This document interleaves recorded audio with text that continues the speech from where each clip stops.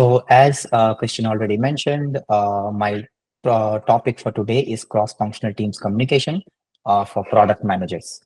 And if we move on, just I'll start with my introduction.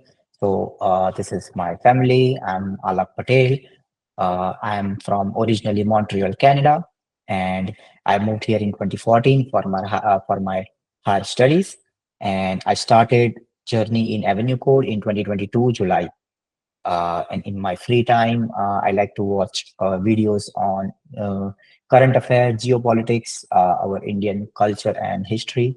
And aside from that, I'm also cricket fanatic, sports, and a foodie.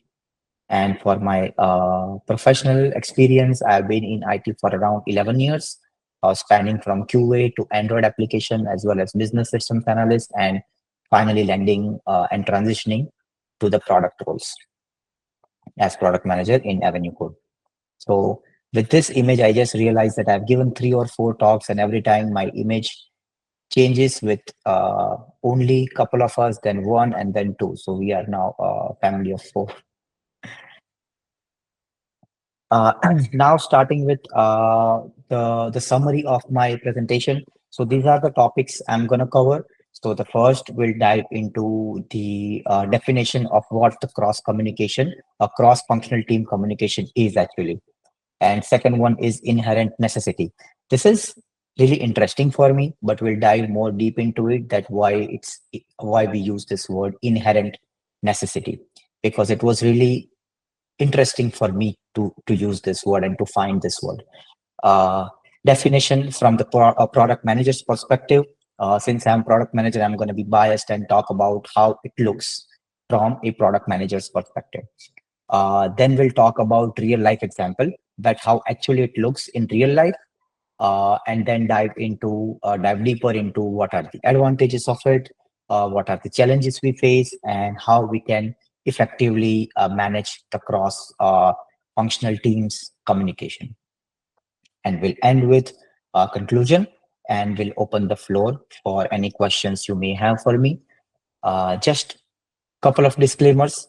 The first 3 4 points you see would be, we'll talk about generic definition of the cross functional team communication, which would be by the book, which may be only words and may be a bit boring.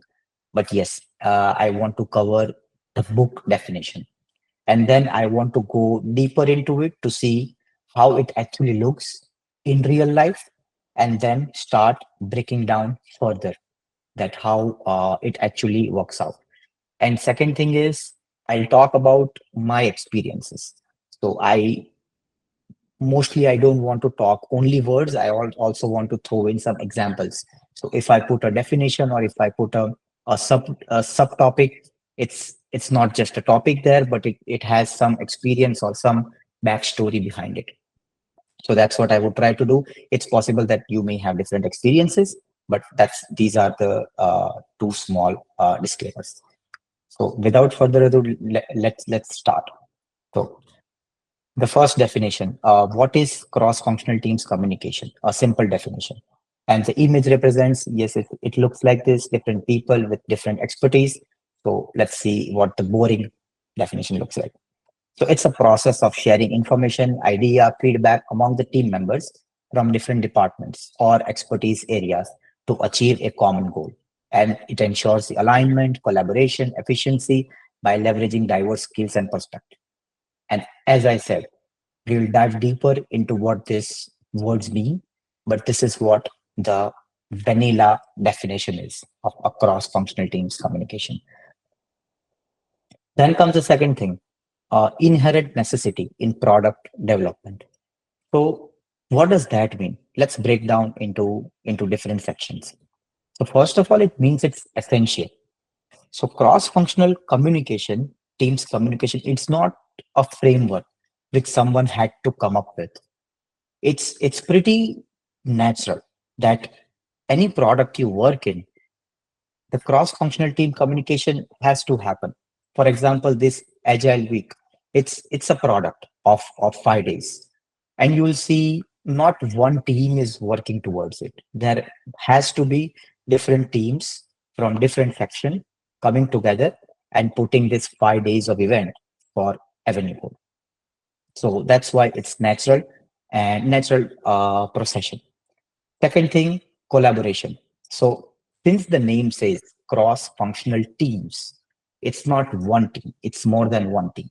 Again, the agile week example. It's not one team who's be presenting, different team, different people from different section of Avenue Code will come together. So the nature itself is collaborative. And the third team, this collaboration is, of course, the integral part of or the fundamentals of the cross functional teams communication.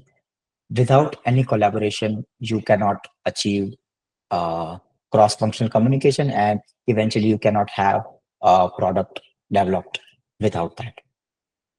So that's why inherent necessity is the basic concept of cross functional teams communication. Now let's dive into another definition from the product manager's perspective.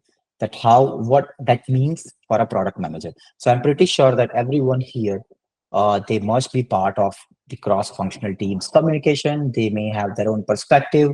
They'll be going into this communication with their own set of ideas or set of goals. But I'm here to talk about how it is for the product manager. So again, let's break it down in two, three things. We'll start with first interdepartmental collaboration.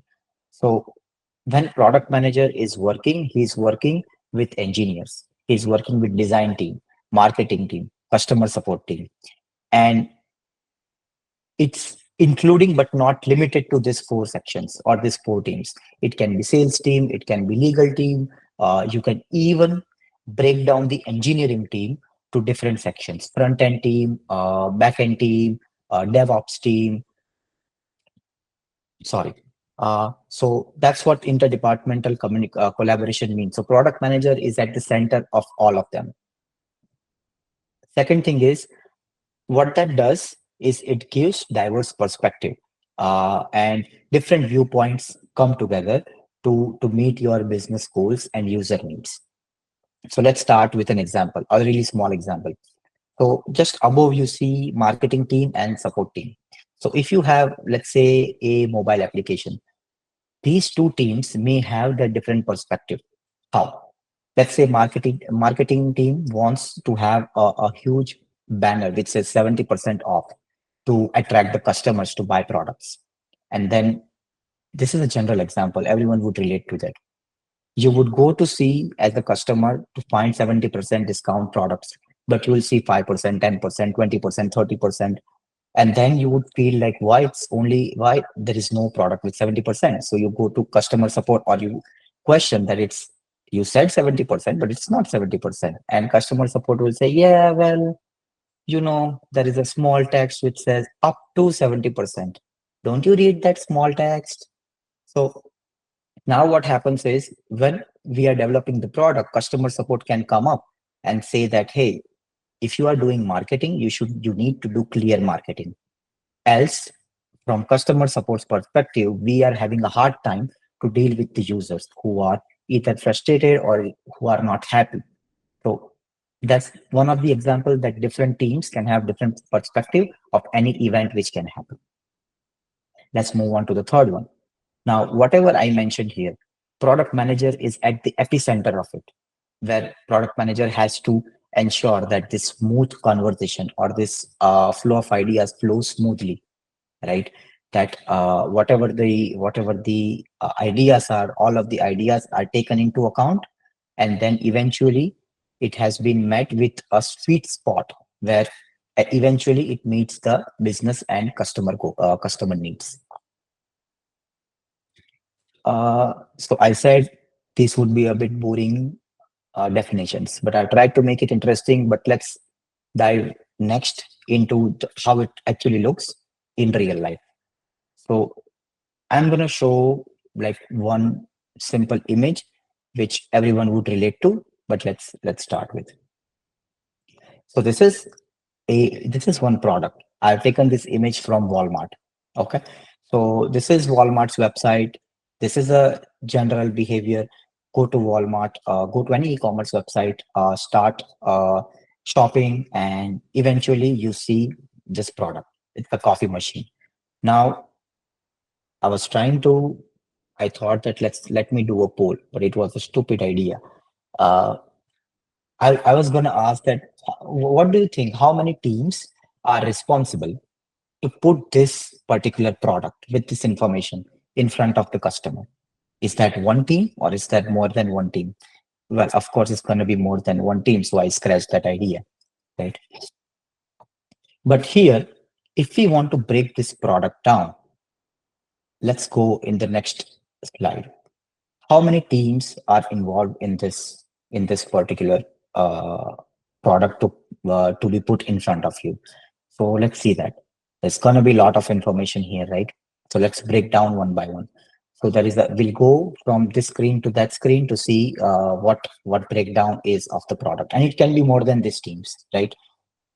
So content team that can provide image and descriptions, pricing team which may manage the product pricing.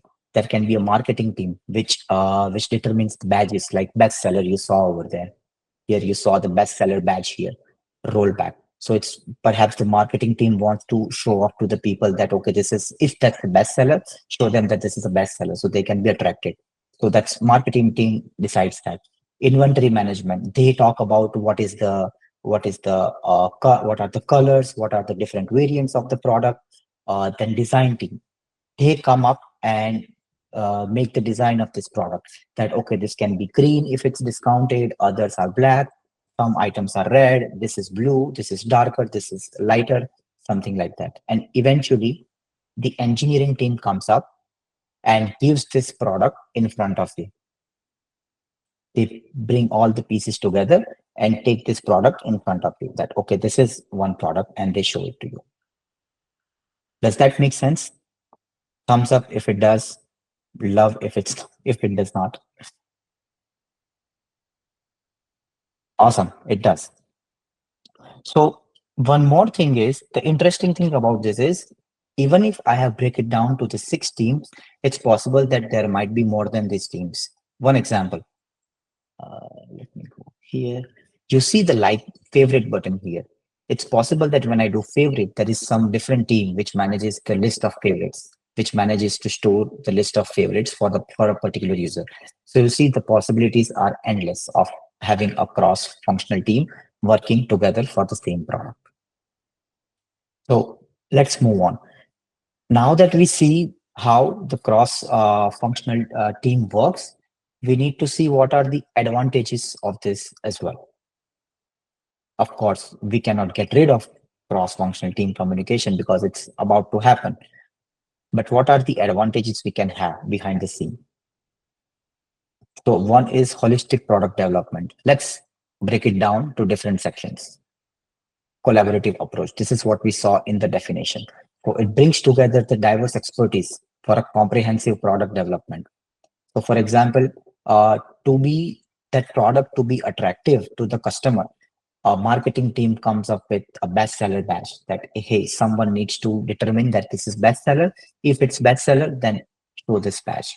For example, a UI UX team comes up and says, if the product is discounted, let's put it into green color. So the customer sees that as a positive value and show $100 we are saving on that product. So if you go to that example, we say you save $100. So it attracts me. So different minds come together to give you the idea that, okay, how to best represent this product to our customer. Integrated solutions. So ensure all aspects of the product work together seamlessly.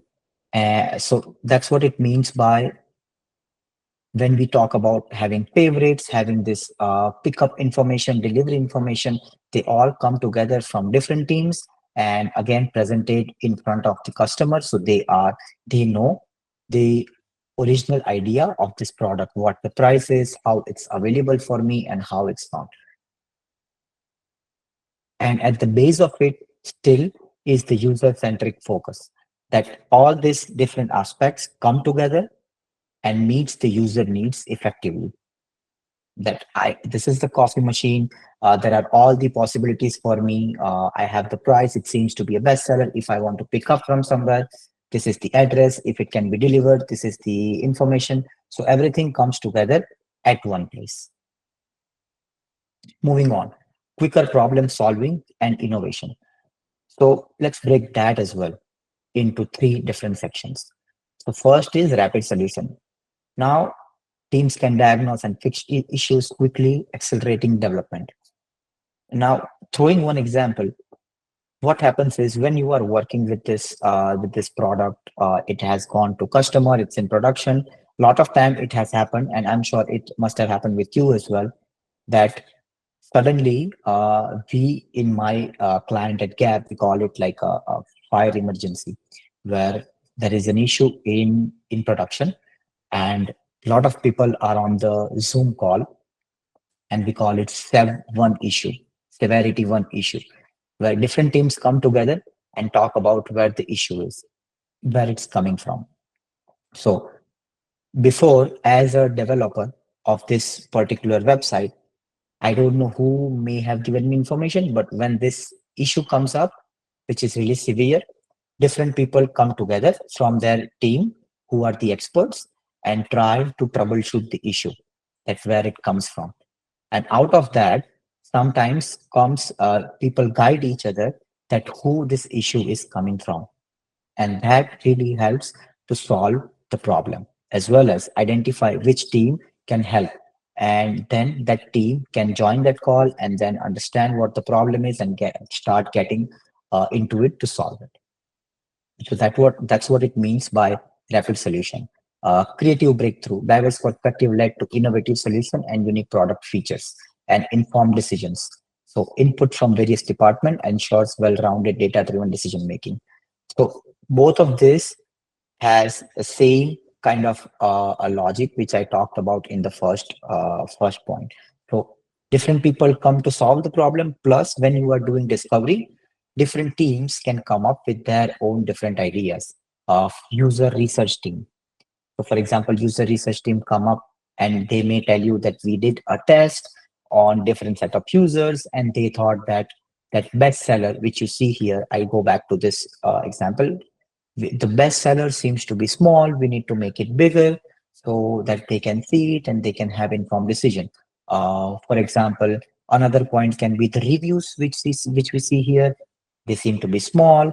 They need to be bigger so they can make their informed decision. So those kind of ideas, when different teams can put in, you can also integrate them in your product to make product better based on the user feedback as well.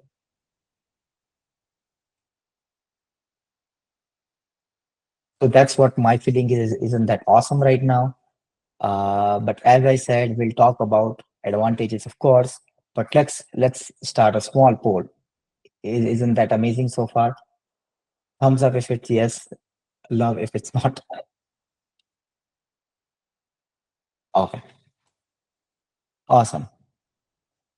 Since I said it's awesome, let's talk about challenges now, because it's not all it's not always awesome, right? So there are, since lot of different teams are working together, it's not possible that you do not have any challenges. It's not possible that everything will go smooth.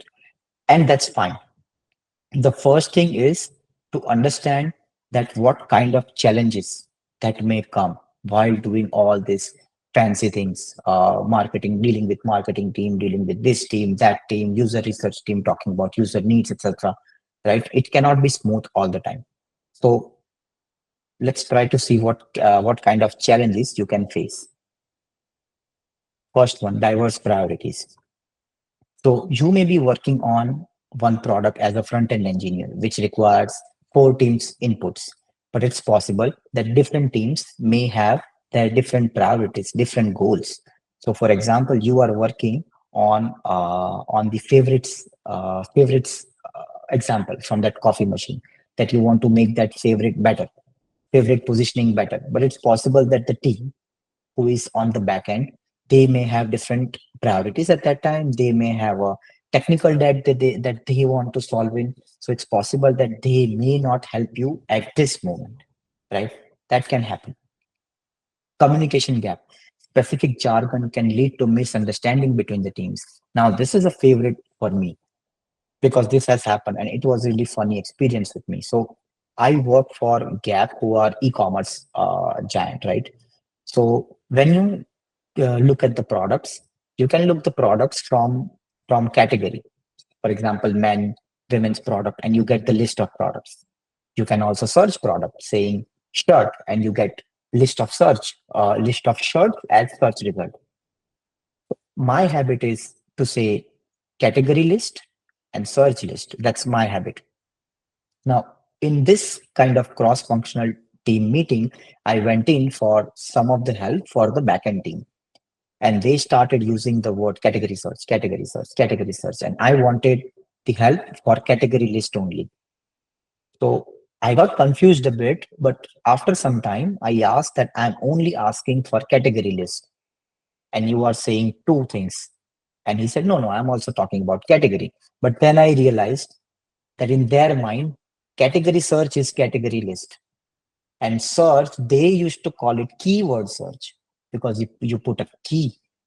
So for them, search list is keyword search list. And category search is for them, it's category. So this is the exact experience I have taken. This are these jargons, which may mean something for me, and it can mean something else for some other person in other team. That can happen with you, and that is what the communication gap can be. Third thing, conflicting timelines. So, in our experience, in that product listing page, we wanted to include a stock information for a low stock or a high stock or out of stock or in stock for a particular store if we are going to get from a particular store. But it so happened that we wanted to cover that in, let's say, next two sprints, and the team which we relied on, who was supposed to give us the stock information, they were not ready to put only a low stock information. They did not have that low stock related inventory information, which for them, it's going to take more time. Plus, it was not their priority at that time. So what we had to do is we had to shift our priorities. So that is what it means by conflicting timelines. Next up, overcoming silos. Breaking down isolated work culture is essential for open collaboration. So what silo means is since different teams are working on their particular section, sometimes it's possible that silos are created. And silos means you are working on your own without knowing what others are expecting or without knowing how it can impact others. So that can happen. Out of this four, I just want to know that how many of you have faced one of these challenges. Thumbs up if you have, love if you have not. Awesome. It seems everyone has faced this, of course. And that's okay. That can happen. And now we can come to another section that what are the effective ways to manage these challenges? Because anything, any framework you take, any topic you take, it's going to have advantages, it's going to have challenges, but at the same time, you can find different ways to cope up with those challenges because you cannot live with those challenges. You have to adapt to the challenges. So let's try to figure out what can be the effective ways. First, and really, really important, is clear goals and regular meetings. I know people don't like meetings. Mostly the developers don't like the meetings, but it's essential. Let's break it down to three sections. Again, I like number three, so I break down to three sections. First up, set clear objectives. So if you are working on a project, you have to first of all understand that what actually this product is going to do, what this feature is going to do. So establish a shared goal to align efforts across the team. Regular cross-functional meetings. So when you are updating something. We had one requirement where we wanted to update the other team, the team which is way above us wanted to update SEO related updates they wanted to do for acquiring natural languages. So it's one team which is doing it, but we had so many different teams which were impacted. So we were used to employ a regular cross-functional teams meeting where different set of teams who from the source of the product launch till we get the product in the to the customer, different teams would come together and meet on a regular basis, on a weekly or bi-weekly basis. And when I say teams, it doesn't mean entire team will come up. The one or two subject matter experts from different team would get together and talk about what they are doing, what features are impacting each other, what different team needs to do, who can start first, which team rely on which other team, right? And then set a clear expectation from different teams. And immediate feedback loop enable real-time interaction for quick course correction.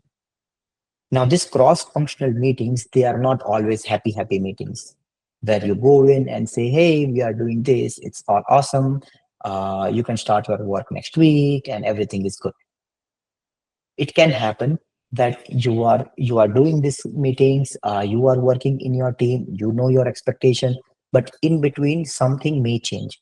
The timeline may change, the expectation may change.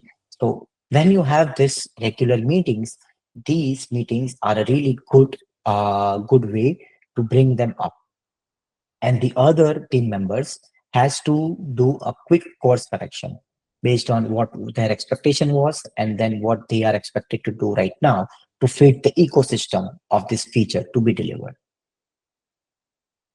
Let's go on to the next one. Leveraging collaborative tools. Now, I'm pretty sure everyone must have used different tools for this, but I'll state them anyways, because when you are doing this meeting, you are doing in Zoom, of course, but it's really important to track what we are doing, how we are doing. It's really important to understand that what are the action items different teams supposed to do, what are the accountability of different team members. So again, break them into three sections. Task management. So use tools like Jira to track progress and manage tasks across the teams. Design collaborations, utilize framework like Figma and Miro, and data analytics. So when the feature goes live, look at the data analytics of how the users are behaving or how they have behaved. So here again, I'll share some of my experiences. We had in this project, we had used Smart Sheets. So what Smart Sheet does is brings all the teams together and they list out the different teams' priorities and who and what the order is, what different teams can start with, and what their end date is. So different teams come together, they talk about what they have to do, they are on the same page, and they talk about how long it's going to take for different teams. If team one takes 2 weeks and team two is dependent on that, for first 2 weeks, the team two cannot do anything because they have to wait for the team one to finish their work. And in this meeting, when they come out, they talk about, okay, we said we'll do it in 2 weeks. Everyone remembers because it's in the note. So everyone knows that they shall finish in 2 weeks. If not, they come in the meeting and say, we have this roadblock. It may take 3 weeks. So the other team corrects the course saying, okay, we do know what we have to do, but we have to do after 3 weeks. So we don't have to be in a hurry. So all these things can be really helpful when you use tools like this. So you know what's happening and you know what you are doing and you set the expectation as well as the accountability right using these tools. Figma and Miro. So Figma, it's used for design. If you have used Miro in my team, the tech leads or the architects, they use Miro to sort of define what the architecture, the whole architecture is from the technical perspective, which team goes into which flow in that, and what are the set timelines as well using Miro.